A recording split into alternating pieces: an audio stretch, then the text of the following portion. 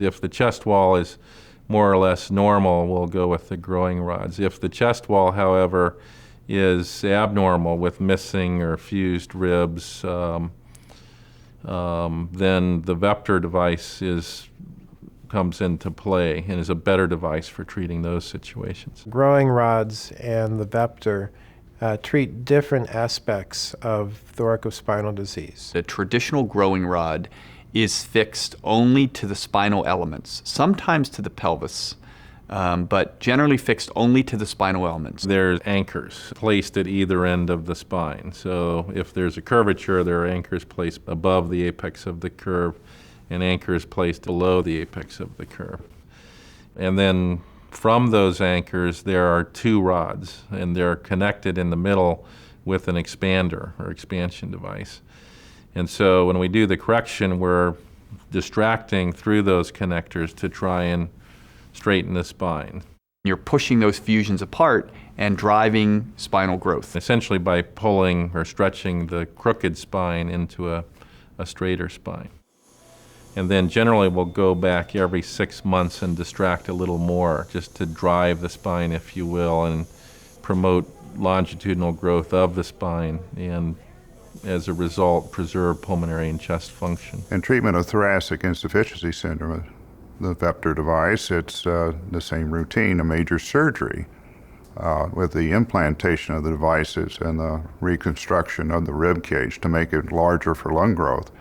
But then once again, as the child grows, we have to lengthen the implanted devices to keep up with this growth. VEPTR stands for Vertical Expandable Prosthetic Titanium Rib.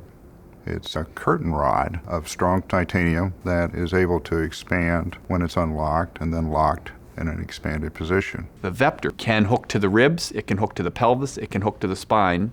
And what VEPTR will allow us to do is literally expand the chest itself. It will correct the chest wall deformity, and secondarily, through the way the ribs are connected to the spine, it will actually correct the scoliosis itself. It's placed on the child, collapsed down in its minimum position, attached, and then as the child grows, we access the bottom of it, expand it as much as we can, and relock it in that position.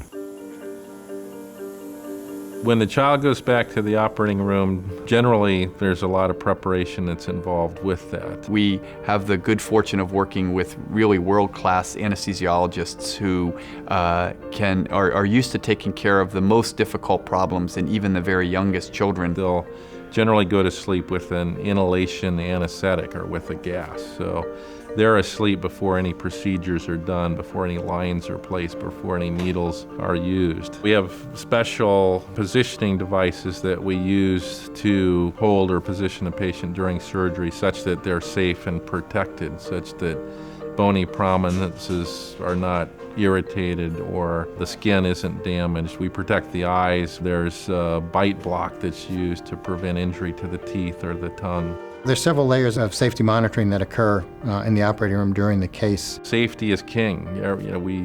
We focus a great deal on safety, avoiding mistakes, avoiding obstacles, complications, problems. It's obviously vital when a patient is asleep and can't communicate and let you know if there's problems, and we have to be able to figure those out for them. One of the most difficult or problematic complications of spinal deformity surgery would be a spinal cord injury. It's a complication that we go to great lengths to avoid.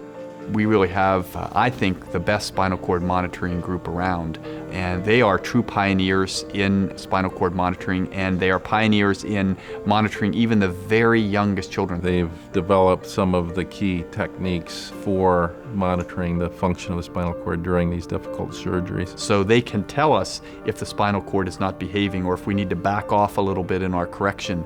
And having that information in real time in the operating room in an environment where we're communicating with them is just really enhances the safety of these complex procedures. So we apply sensors from the head down all the way to the feet. There are small needles which are placed in the tissues to monitor their nerve conduction. That allow us to monitor signals that go down from the brain through the motor pathway of the spinal cord out to muscles of the upper and lower extremities, or the arms and the legs.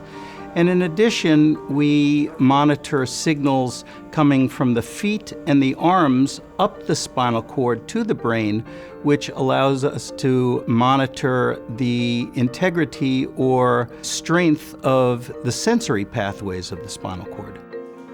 We're actually looking at a computer screen, and on that computer screen, we can see different types of signals that occur from stimulating the spinal cord, and we will see responses either coming from the brain or the muscles that the spinal cord feeds. And so if we, for example, see that the strength of the motor signal during a specific surgical maneuver is going down, we can alert the surgeon that whatever you're doing right now is potentially setting the child up for an injurious state. And therefore, we need to do something to reverse that. So it's very complex, very technical, but very important to what we do. With these new techniques and new approaches, it's radically changed how these kids are treated.